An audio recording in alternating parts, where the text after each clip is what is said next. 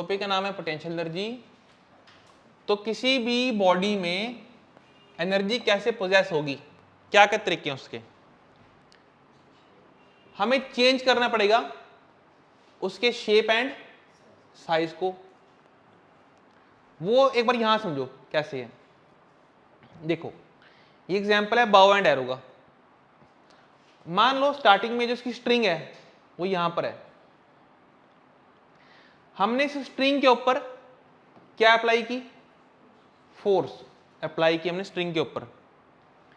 String में एक displacement आ गई, क्या आ गई, ठीक है। तो हमने स्ट्रिंग पे क्या कर दिया, वर्क कर दिया। क्या कर दिया, वर्क का फॉर्मूला बोलो, फोर्स मल्टीप्लाई डिस्प्लेसमेंट।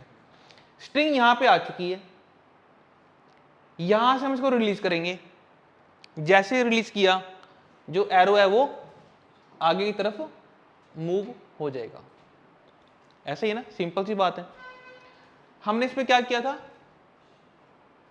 हमने इस पे क्या किया, फोर्स अप्लाई की, फिर इसको हमने डिस्प्लेस करवाया, तो हमने इस पे क्या कर दिया, वर्क कर दिया। वो वर्क इसमें स्टोर हो गया। पहले तो वर्क इसमें क्या हो गया, क्या बन के, एनर्जी। कौन सी एनर्जी, हाँ पोटेंशियल एनर्जी बन के स्टोर हो गया। और जैसे रिलीज किया ये एरो आगे चला गया, ठीक है। तो एरो को आगे ले जाने के लिए जो एनर्जी मिली, एरो को आगे जाने के लिए जो एनर्जी मिली वो कहां से मिली, वो मिली उसको पोटेंशियल एनर्जी से। और वो पोटेंशियल एनर्जी कैसी आई, जब हमने इस पे क्या किया, जब हमने इस पे फोर्स लगाई, डिस्प्लेस किया, या सिंपल भाषा में बोलो जब हमने इसके ऊपर वर्क किया, हमने इस पे क्या किया, तो उसमें कौन सी एनर्जी आ गई, किसमें कन्वर्ट होगी, काइनेटिक में। क्योंकि ये जो एरो है ये जा रहा है मोशन में। जब कोई एरो मोशन में जाएगा तो उसके पास कौन सी एनर्जी बन जाएगी, काइनेटिक एनर्जी बन जाएगी ना, ठीक है। ये तो बात इसकी होगी। अब आ जाओ कॉन्फ़िगरेशन पे। कॉन्फ़िगरेशन समझो कैसे बनती है। देखो एग्जांपल है कि चलता हूं मैं यहां पे वाटर का H2O, और इसमें मैं लेके चलता हूं इसकी 3 स्टेज लेके चलता हूं मैं। मान लो पहले इसकी मैं लेके चलता हूं सॉलिड स्टेट। सॉलिड स्टेट में H2O के मॉलिक्यूल्स कैसे होंगे, टाइटली पैक। 2 मॉलिक्यूल्स दिखा दिए मैंने, दे आर टाइटली पैक। इसके अंदर एनर्जी है, इन 2 मॉलिक्यूल्स में भी क्या है, हाँ उसके कॉन्फ़िगरेशन की वजह से एनर्जी है। इनके पास ना सिर्फ इतनी सी जगह मिलती है वाइब्रेट करने के लिए, तो ये बड़ी कम जगह में वाइब्रेट करता है, लेकिन हाँ एनर्जी होती है। एनर्जी क्यों है, उसके कॉन्फ़िगरेशन की वजह से एनर्जी है। कौन सी एनर्जी है, पोटेंशियल एनर्जी है। अच्छा, अगर हमने सॉलिड को बना दिया लिक्विड, तो ये हमने लिक्विड बना दिया ऐसे करके, ठीक है तो H2O भी फर्क क्या आएगा, अब इनकी जो पोजीशन है वो थोड़ी सी बढ़ जाएगी। यहां पर इन दोनों की पोजीशन कैसी थी, टाइटली पैक्ड क्लोज थे, अब पोजीशन थोड़ी सी बढ़ा दी हमने, तो अब ये इतनी दूर तक जाकर ये वाइब्रेट कर सकते हैं लिक्विड में। थर्ड केस बना दो गैस का, मतलब कि वाटर की स्टीम बना दो। क्या बना दी, स्टीम। स्टीम बनने से होगा क्या, मान लो स्टीम बना दी हमने, अब बताओ फर्क क्या आएगा, 2 मॉलिक्यूल्स के बीच में जो स्पेस है वो और ज्यादा बढ़ जाएगा, वो ज्यादा दूर तक कर सकते हैं वाइब्रेट। तो ये सारे जो तुम देख रहे हो यहां पे, इन दोनों की पोजीशन, इनकी पोजीशन और इसकी पोजीशन, तो इसकी पोजीशन की वजह से इसकी कॉन्फ़िगरेशन में चेंज आएगा, और मैं इसमें कौन सी एनर्जी बोल दूंगा, बोलो पोटेंशियल एनर्जी। कौन सी बोल देंगे, ठीक है। एक और पढ़ लो, हाइट। तुम किसी भी ऑब्जेक्ट को हाइट पे ले जाओ, अगर तुम किसी भी ऑब्जेक्ट को जिसके पास मास होगा m, अगर तुम उसको एक हाइट पे लेके जाते हो, कहां लेके जाते हो, हाइट पे, तो उसके पास एक एनर्जी आ जाएगी। कौन सी एनर्जी आ जाएगी, पोटेंशियल एनर्जी, ठीक है। चलो एग्जांपल देखो जरा, ये समझा दिया मैंने। ये एग्जांपल है स्लिंग शॉट का। बताओ इसमें क्या हो रहा है, बोलो, हैंड से क्या लगा रहे हैं, फोर्स। इसको मान लो इसमें स्टोन है कोई, उसको हमने क्या कर दिया, डिस्प्लेस। इसमें एक एनर्जी स्टोर होगी, कौन सी, ठीक है। रिलीज करते ही, छोड़ते ही, इसमें जो भी बॉडी होगी वो आगे मोशन में जाएगी और पोटेंशियल एनर्जी कहाँ कन्वर्ट हो जाएगी? काइनेटिक में। सही है, ठीक है। ये एग्जांपल है रोलर कोस्टर का। यहाँ पर ये बॉडी किसी हाइट पे पहुंच गई है, ठीक है जी। जब हाइट से नीचे आएगी तो उसकी पोटेंशियल एनर्जी कहाँ बदल जाएगी? काइनेटिक में। ये एग्जांपल देखो, एग्जांपल है डैम का। डैम में वाटर यहाँ स्टोर किया हुआ है। जब वाटर स्टोर किया हुआ है कौन सी एनर्जी है? पोटेंशियल एनर्जी है। जब आप यहाँ से इसको फ्लो कराओगे तो काइनेटिक बन जाएगी। दो टाइप्स की एनर्जी है हमारे सिलेबस में, 11th के सिलेबस में दो टाइप की एनर्जी है। पहली कौन सी है? Gravitational potential energy. तो जिस भी बॉडी में ग्रेविटी वर्क करे, कौन वर्क करे? ग्रेविटी। तो उसमें जो एनर्जी स्टोर होगी उसे तुम क्या बोल दोगे? Gravitational potential. ठीक है, यहां से अच्छे से समझेंगे हम। इस एग्जांपल पे आ जाओ, बताओ क्या हो रहा है। ये कोई वुडन का बोर्ड है, ये नेल है और इतनी हाइट के ऊपर कोई स्टोन है। जब ये स्टोन एक हाइट के ऊपर था उसके पास एक एनर्जी थी। कौन सी एनर्जी थी? पोटेंशियल एनर्जी थी। जैसे ही स्टोन को इस नेल के ऊपर गिरा तो स्टोन ने नेल के ऊपर क्या लगाया? फोर्स लगाया। ये जो नेल है ये डिस्प्लेस होगी। तो मतलब क्या हो गया? इस स्टोन ने इसके ऊपर क्या कर दिया? वर्क कर दिया। और वर्क करने के लिए इसके पास कौन सी एनर्जी थी? पोटेंशियल एनर्जी थी। तो ठीक है, याद रखिए बात को। अगर किसी के पास कोई एनर्जी है ना, अगर किसी के पास कोई एनर्जी है तो वो क्या कर सकती है? वर्क कर सकती है। ठीक है, इस एग्जांपल से बात समझ आ रही है। ये सारे एग्जांपल वही हैं हाइट वाले। ठीक है, सेकंड पढ़ो, इलास्टिक पोटेंशियल एनर्जी। जैसे नाम बता रहा है उसमें एक इलास्टिसिटी है। ये एग्जांपल देखो स्प्रिंग का। इसको यहां पर क्या कर रहे हैं? कंप्रेस। क्या कर रहे हैं? कंप्रेस। कंप्रेस करने के लिए हमने इस पे क्या लगा दी? फोर्स। स्प्रिंग जो है ना वो डिस्प्लेस हो गया। स्प्रिंग क्या हो गया? हमने इस पे क्या कर दिया? वर्क कर दिया। स्प्रिंग अभी कंप्रेस है, उसमें एक एनर्जी आ गई। कौन सी?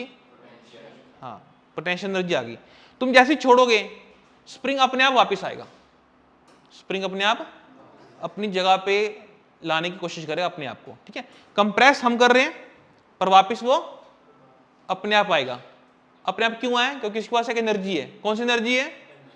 हाँ, ये वाला एग्जांपल देख लो। क्या कर रहे हैं? स्प्रिंग को खींच रहे हैं, स्ट्रेच कर रहे हैं। स्ट्रेच कर रहे हैं, फोर्स ऊपर लगी है, डिस्प्लेस भी हो रहे हैं। तो स्प्रिंग पे क्या कर रहे हैं? वर्क कर रहे हैं। जैसे स्प्रिंग को छोड़ोगे स्प्रिंग अपनी जगह पे वापस। ग्रेविटेशनल पोटेंशियल एनर्जी कौन सी energy? possessed by body due to its position above the surface of earth। अर्थ से कितना ऊपर तुम लेके जा रहे हो उसको, उसके पोजीशन की वजह से उसके अंदर एक एनर्जी आ जाएगी। नाम क्या होगा? Gravitational potential. ठीक है, आगे ऐसे ही पढ़ लो इसको, अभी लिखना मत। एम मान लो, क्या बोला? Mass of body. जी मान लो acceleration due to gravity. H मान लो हाइट, जितनी हाइट पर बॉडी को उठाना है। यहां तक कोई डाउट? सारी बातें क्लियर हैं? कोई पूछना तो नहीं है? नेक्स्ट लाइन पढ़ो और आंसर लिखो। बॉडी का मास कितना है? एम। तो बॉडी का जो वेट होगा, कितना वेट होगा पहले तो ये बताओ? mg। वो लग रहा है नीचे की तरफ। वेट बॉडी का कितना है? mg, acting downward. हमने इस पे लगानी है फोर्स ऊपर की तरफ, तभी तो इसे ऊपर लेके जाएंगे। हमने लगानी है फोर्स ऊपर तक, तभी इसको हम ऊपर लेके जाएंगे। तो मैंने F की वैल्यू बतानी है। अब आगे नोट करो जरा कुछ बातें। देखो, अगर मैंने F लगा दी mg से कम, अगर हमने F लगा दी mg से कम, तो क्या बॉडी ऊपर जाएगी? जाती नहीं। पहले केस में बॉडी ऊपर तुम ले जा ही नहीं सकते। दो केस बचेंगे अब। पहला केस देखो, जब F तुम लोग mg के इक्वल कर दो या फिर फोर्स लगा दो mg से ज्यादा, ठीक है, इसकी बात करते हैं। नहीं है बोल रहे हैं, ये बोल रहे पॉसिबल नहीं है, नॉट पॉसिबल बोल रहे हैं ना। मतलब मेरी बात में ध्यान से रहा, मान लो किसी का वेट है 100 न्यूटन, मान लो किसी बॉडी का वेट है 100 न्यूटन, मैंने मान लिया, देखो इधर फोर्स अगर हम लगा दें 100 न्यूटन, मैं बात कर रहा हूं पहले वाले केस की ना, 100 न्यूटन नीचे लग रहा है, 100 न्यूटन ऊपर लग रहा है, तो क्या बॉडी ऊपर नहीं जाएगी? तो अगर एक बॉडी के फोर्स नीचे लग रही है 100 की, हम लोग ऊपर लगा रहे हैं सपोज 101 की, तो ज्यादा लगा रहे हैं, ये नीचे कम है, सबको पता है बॉडी ऊपर जाएगी, है ना, ये यहां तो तुम कोई दिक्कत नहीं मान रहे हो। इस केस में नेट फोर्स कितनी है? नेट फोर्स नेट 101 ऊपर 100 नीचे, 1 आ गई, 1 आ गई नेट फोर्स। नेट फोर्स का फॉर्मूला क्या होता है? m इंटू ए। अगर नेट फोर्स आ जाए तो बेटे एक्सेलरेशन भी आएगी, एक्सेलरेशन भी आएगी, और ये बॉडी ऊपर जाएगी विद एक्सेलरेशन।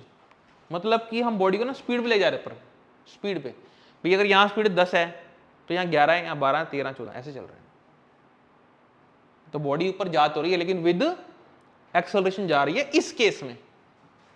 अब अगली बात सुनो, जिसे तुम लोग डिनाई कर रहे हो, अगर बॉडी का वेट लग रहा है नीचे 100 और हमने फोर्स लगा दी ऊपर 100, तो तुम्हारा आंसर आ रहा है कि बॉडी ऊपर नहीं जाएगी, पर आंसर है बॉडी ऊपर जाएगी।